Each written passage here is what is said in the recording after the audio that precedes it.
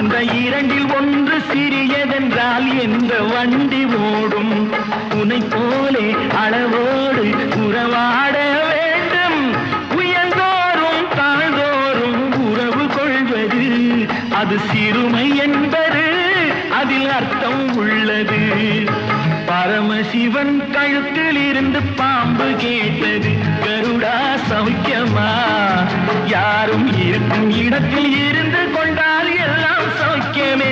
கருடன் சொன்னது அதில் அர்த்தம் உள்ளது.